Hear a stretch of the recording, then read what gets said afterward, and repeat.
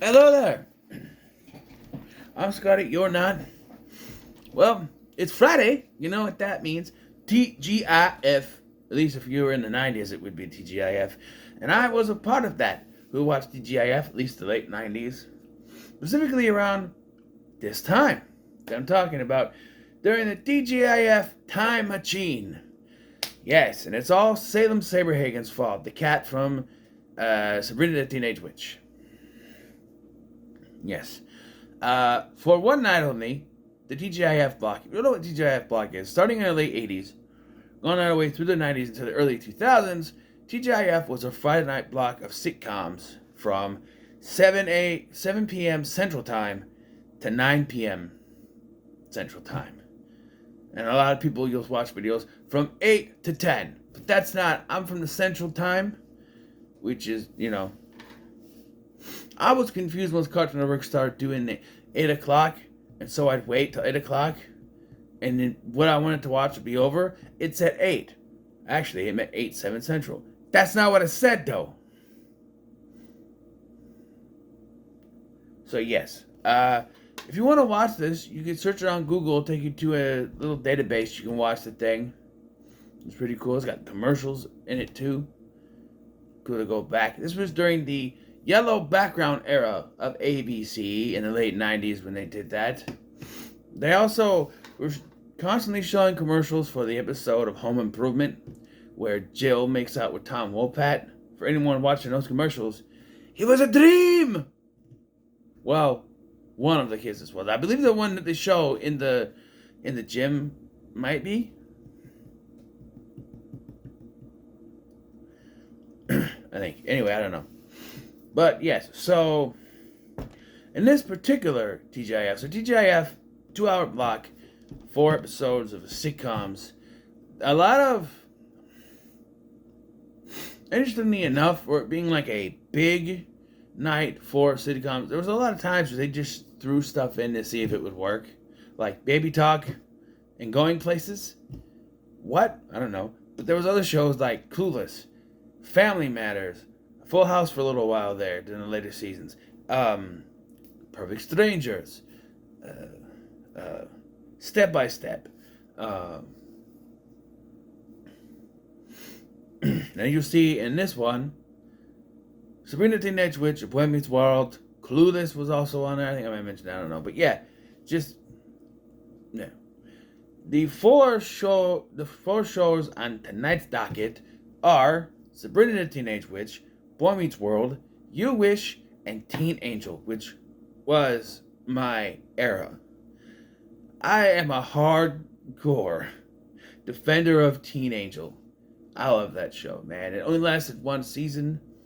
It feels like two because halfway through the season they split. This was before, halfway through the season they changed things up. The mom left, the dad came in, Steve no longer was a nerd. Things were a little bit different. He had a steady girlfriend. A little more mixed up, but this was before that, so his hair was always down, a little more nerdy, excuse me, than later. So what kicks this off is the first episode of this Sabrina Teenage Witch. It's an episode from season 2. I know because the Quizmaster is in it. See, in season 2 of the show, Sabrina is told that she could go for her witch's license, but she has to pass certain tests, and the Quizmaster will pop up to give her a test. And that's what leads to the incident in this episode. And then in season 3, she said, they're like, hey, you can get your witch's license, but you got your witch's license, but you can't have it till you find out the family secret. I'm not going to spoil what that is, but it's stupid. It's very stupid. It's very stupid. But yeah. In this particular episode, Sabrina is so we established in this episode, for this episode only, that Salem is a fat cat and is eating everything. Sabrina goes to school and she meets with Harvey and Valerie, and she's gonna apply to this college. It's important to the plot, really. But Mr. Kraft, played by the late Martin Mull, rest in peace, takes over their English class and makes them read this war book that has only 4 chapters, and they're like, it's a thick ass book. Like, who writes long ass chapters like that? Jesus. Well, Aunt Hilda, we don't know. By the way, Sabrina and Boy Meets World, I'm assuming you know what those shows are. I will explain You Wish and Teen Angel a bit, but I'm assuming you know the first 2 shows. Quick synopsis. Sabrina Spellman finds out she's a teenage witch and now has to deal with being a witch and a teenager at the same time. Boom, there it is. Live with her 2 aunts, Zelda and Hilda. Zelda's the responsible one. Hilda's not. Sorry. I was doing the thing, and I can't put up the other finger. Sorry. Do this.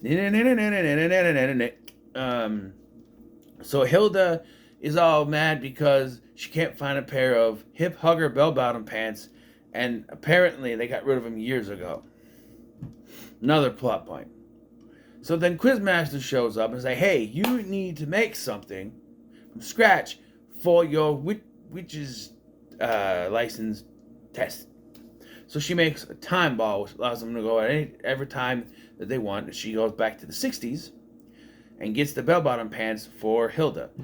Okay, so let's talk about the time travel mechanics because they sort of change. In the first 2 episodes, it is very much that they wish they're in a certain decade. It goes around them, and it appears as if they're in that decade. But they have not actually traveled back in time. Everything has just changed around them. Because they are still themselves in that decade, that time period. But then in You Wish and Teen Angel, some things happen that kind of go against that. And again, different directors, different shows, different showrunners. Maybe the latter 2 showrunners, which I think they were sort of connected, didn't understand the concept of they were just, the people were traveling back. It was changing around them, but they weren't actually going back. Because the first 2 episodes of this feel like that. And then in You Wish, all of a sudden, they're throwing out Easter eggs when the other ones don't. Yeah, I don't know. We'll get to it. So Sabrina gets the hip hugger bell bottom jeans and gives them to Hilda. She's happy. She says goodnight to the time ball. I'm not kidding you, she does. And then Salem comes in. Of course, remember he eats everything. Because apparently it smells like sardines. So he eats it and then goes downstairs to watch a Mod Squad marathon thinking of Peggy Lipton, falls asleep, and everything is now back in the 60s. But Sabrina doesn't care. She likes it in the 60s. That is, until something happens. If it was in something today, people would say woke. But, it just proves that stuff like this was happening in TV shows and movies before now. But everyone seems to be noticing now because they keep fucking doing it. There is a such thing as, not doing it all the time. Not every project needs to have that kind of thing in it, right? Just saying. I'm just saying. So, yeah, so it's fine. Because Mr. Kraft no longer wants to talk about the war book. Wants to have peace and sing Kumbaya. But then the college she was going to go to no longer takes women because it's the 60s. And yes, now she wants to change it back. But she can't because Salem ate the time ball. And then he leaves. Yeah, they're kind of stuck in the 60s now. And again, this is also confusing how it only seems to pertain to certain cities, I'm guessing, because, Sabrina's show is in the 60s, Salem leaves, and it's the 90s again. He goes to the Boy Meets World backlot, where it leads to, he ends up in John Adams High, and it's the 90s again. Yeah, and this is, okay, so John Adams High is the school that Corey, Topanga, and Sean go to. And Eric did it once. Boy Meets World. This is an episode during season 5, we know, because Jack is there. And so everyone has brought something from World War II. And Feeney's talking about how in 1941 the U.S. entered the war after Pearl Harbor.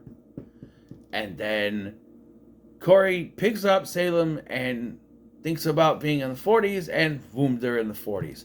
Sean immediately comes in and said that Feeney comes in and says that the the U.S. has entered the war. Sean then comes in and says that he and the other teenage boys are gonna enlist, in the military, and asks if Corey's gonna come with. You have to be 18 to enlist. They're not 18 yet. This is the first half of the season. This is still 97 after all, so it's the first half of the senior year, which means they're 17 and cannot enlist till they're 18. That's right. And you have to have graduated first, I believe. Or at least not be in school then anymore. I guess you could drop out, but they're not 18, so they can't enlist. But TV show, so everyone's going to enlist, including Jack. Eric can't because he's flat feet. He's stupid. He's dumbass. He's stupid. He's stupid. So he can't, but he has flat feet. Dumbass. He's a dumbass. Flat feet. Dumbass. He's stupid. So he can't be in the military, apparently. But Ernest can be in the army.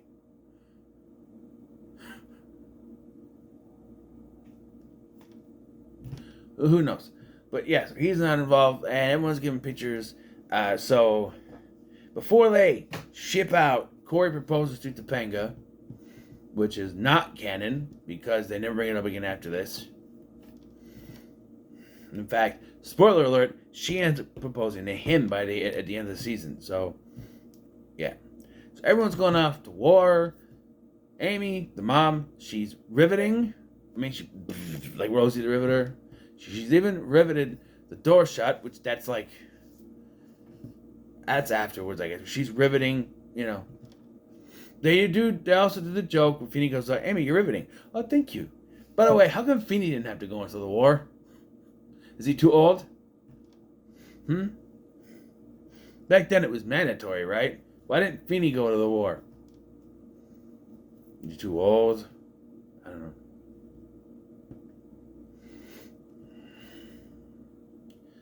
But, yeah, we show everyone in the foxhole.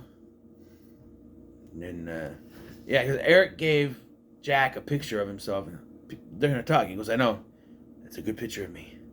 Oh, sorry, I like that joke. And so, he's just my roommate. And then, they do a fourth wall-breaking joke where Corey reads a letter from Topanga. And then the dad goes, can you shush? Because we can hear it. So he's like, can you shush? We're trying to read our own mail here. So she's just whispering. It's like, but he makes Sean promise that if anything happens to him, he will marry Topanga, which he agrees to. And then over the radio, it says that the war is going to be over. World peace is going to happen. Not world peace, but peace is going to happen. War's going to be over. Corey's so happy he's not really paying attention to what's really going on. He runs out and then gets bombed. He gets bombed. So I presume him dead because a ceasefire hadn't happened yet. It didn't happen until the next day, so yeah. So they presume that he is dead. And when everyone comes back, this is where we get the riveting joke where Amy has riveted the door shut and they can't get in the house. She goes, I'm not going to be happy till he comes through that door. Not be able to open it, Amy. But, yeah, and then Sean proposes to Topanga. She slaps him. He's like, oh, I probably should have said it was Corey's last wish. Oh. So, the mom, Amy, sends Eric to try to find Corey. We found out that Corey survived, but he woke up with amnesia, completely naked, and in his words, speaking perfect French. Which he's not, Even when Versailles starts speaking, the girlies start speaking French, he's like, excuse me, I only speak French. But No, he's painting a portrait which is of Topanga. Like, he doesn't remember. He has dreams of her, but he doesn't remember anything. I think his name is like Francois or something. But Eric and Jack walk in because it's easy just to go to freaking France and try to convince him of who he is, but he doesn't believe them, and so he asks for Sai to marry him. And then, meanwhile, the wedding is happening all the way back in America, and she can't bring herself to marry Sean because she still loves Corey and knows he's out there. And it magically just appears in France somehow with everyone else. Apparently, Eric was gonna be the priest. He's like, "Look, mommy, I'm gonna officiate a wedding. Eric, go home." Okay, he leaves. This is when a stupid Eric was really kind of prominent. But yeah, he still doesn't believe her until she kisses him, and then he's like at first not, and then he starts complaining. He's like, Topanga, and he remembers, and yeah. There's a bit of a gag at the end when the thing goes back, but not yet. Yeah. So then we go to You Wish. Now, You Wish was a show about a woman who buys this rug, and inside is a magic genie. It's weird. I always thought it was weird, and maybe that's where the problem came from, is that the genie's master was the mom. You think the kids, for this kind of a sitcom, the kids would be the masters, not the mom. The mom was, and then that's where the issues came from. Jerry Van Dyke plays the Grandpa Max, the genie's grandpa, and the whole thing here is that the son, whose name is Travis, comes in and tells the mom that the sister's new boyfriend is delinquent. He got kicked out of school. He has a motorcycle. And so the genie says, for being a good little brother, he's going to give him a wish, which Grandpa Max says, oh, you can't do that. That's breaking the rules. That's breaking the rules. You can't do that, breaking the rules. He goes, so what? I want to follow the rules. Salem then shows up because he wants, they're in California. So he wants to do a petition to give Phyllis the cat a Hollywood star on the Walk of Fame. Now, I don't know if that's happened now, but he wants to give Felix a cat. By the way, Lassie has one. He says, well, if he can have one, Lassie's a she. Huh? Lassie's a she, not a he. But Felix deserves one, sure. And I just like this exchange. They're like, he's like, you guys are genies, right? How do you know? How do you know we're genies? Because if a mortal heard a talking cat, they'd go, ah! Yeah, I like that. Excuse me. That's so funny. Ooh. Excuse me. Ooh. So, apparently, the new boyfriend picked on the brother. And immediately, I'm thinking, why don't they ever write this, right? And whenever this happens, where the older brother or the older sister's boyfriend is picking on the younger brother, they always have the sister be like, not care. That's not how family works. Okay? If you had a boyfriend who was picking on your younger brother, you would do something about it. You wouldn't just let them keep doing it. You know, it's like, what was it that I reviewed recently that had something like that, or the sister's boyfriend was a complete jerk and was picking on the little brother, but the sister didn't care, right? I don't remember what it was, but yeah, so he has a problem, so he's going to challenge him to a bike race. Meanwhile, the genie has become a beatnik, which I thought was a thing in the 70s, not the 60s, which is where this, or 50s, which is where this takes place. Yeah, because the grandpa talks about how things were back in the day in the 50s, and so everything turns to the 50s, and now he's watching I Love Lucy. So, yeah. Surprised he's not watching an episode of My Mother the Car. That's a fourth wall breaking joke right there. Because you know who starred in My Mother the Car? Jerry Van Dyke. Yep.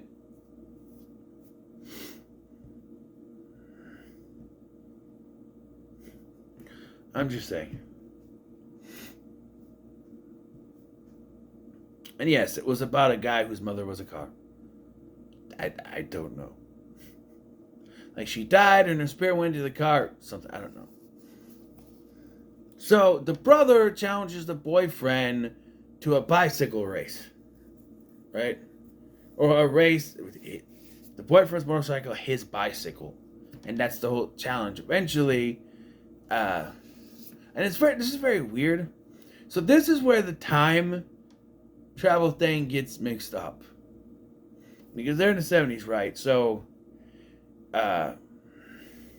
here, in this beatnik club, Jeannie keeps talking about this guy, Zimmerman, who ends up being Robert Zimmerman, who is the real name of Bob Dylan. At the end, after he's told that his family's in danger, he leaves, and he gives Bob Zimmerman the saxophone, and Zimmerman sucks at it, so he changes it to a guitar and harmonica. Yeah, it's a Bob Dylan joke. And the rest of this is history, except for that's not how the time travels worked in the first 2 episodes, but somehow it does here. There's even a joke at the end where Sabrina flies off in like the E.T. thing, and there's someone writing it down, and Genie turns and goes, "Knock it off, Spielberg." That's not how the time travel works. They're not actually going back in time. Everything else around them makes it look as if they're in the 50s. They're not actually in the 50s. It just all looks and feels like the 50s. That's the way the first 2 episodes were. That's the way it was explained with the time ball. They don't actually travel back. So whoever was in charge of writing this episode didn't get what was actually supposed to be happening. And threw in some fourth wall breaking nods to stuff from the 50s, but it still doesn't make any sense. Because of the time travel rules that were thrown in. Anyway, so the genie comes in, saves the little brothers while they go off a cliff. It turns out that the boyfriend was kicked out of school because he's not in the same. He doesn't.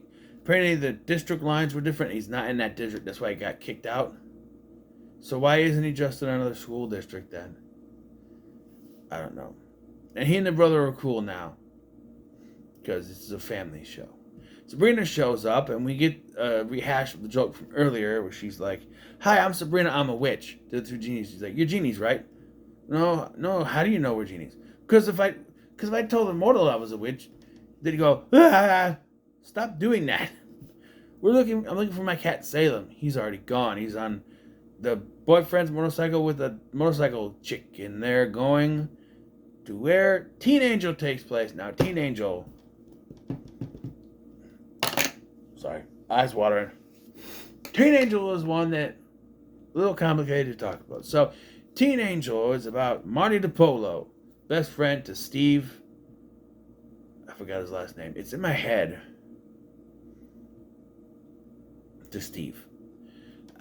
Marty died when Steve dared him to eat a rotten hamburger that was underneath Steve's bed. He did and immediately died. But the big floating head, Rod, God's cousin, sent him back to be his guardian angel. Why? Because comedy. So now he's Steve's guardian angel. So in this episode, goes back to the 70s. Because the mom is played by Marsha from the Brady Bunch, Marie McCormick. So yeah, her woes are that she can't get a man and wishes she had a man like the dog. So naturally, Steve comes up with the idea. Steve Beauchamp. Steve comes up with the idea for Marty to turn the dog into a human being. And for some reason we're in the 70s because that's what the mom says is easier to get a date back in the 70s when she was 10 years old. I guess the Brady Bunch was the late 60s, wasn't it? Or was it the 70s? I don't know. She was a kid. Younger, teenager, whatever. So yeah, this episode's a little, right? There's a dance, and the mom's going on a date with the dog, and the dog is changing back because the big floating head guy, Rod, I forgot that Ron something, says that it's supposed to be the 90s, which, up to this point, witches were the only ones who knew it was supposed to be the decades, but the big floating head knows, which makes sense. And he's like, but it's not, so whatever. He goes, the human will turn back into a dog at 11:45 p.m. And like, hey, Cinderella got till midnight. This isn't some stupid fairy tale. It's a TV show at 8:30 p.m. Central Time. Yes, so Sabrina shows up, and the Bob Dogman, which is the name they came up with, the guy, he eventually turns back into the dog, but the mom doesn't see him. And yes, they have some fun with the 70s motif in this one too, but out of all these, I think it's kind of, I don't know, I think I tuned out the most with this one, I don't know. But Sabrina shows up and she reverses everything with the time ball, where we get everything back to normal in Sabrina, and then Boy Meets World goes back to normal. Just before everything goes back to normal, though, Corey's about to propose to Topanga again, and then when it comes back, he just gives her the ring, which is a Cracker Jack box ring. And then on You Wish, everything goes back to normal, modern technology, but Grandpa still watches I Love Lucy. And then everything's back to normal. Marty technically goes on a date with Sabrina, and she knocks him off a cliff to his death, but he's already dead, so it doesn't really, everything's back to normal. It was a big thing. I was more excited about what they advertised for next week. The Backstreet Boys. I've never been able to find that TGIF anywhere. Backstreet Boys. There's one with Hanson, but I was okay with Hanson. I had Bop. I didn't get into the other Hanson music until I was older. I didn't realize they did more than Bop. They're not bad, but they're not Backstreet Boys, that's for sure. Okay. Anyway, yes, the TGIF time warp, time machine, a time machine going back in time. Yeah, and I guess there was like nicknames for what TGIF stood for, because when it starts, they're like, what does TGIF stand for this week? Time Goes Insane Friday. All right, got me intrigued. So, yeah, obviously I've seen the other episodes more, so I could talk about them because I have both on DVD.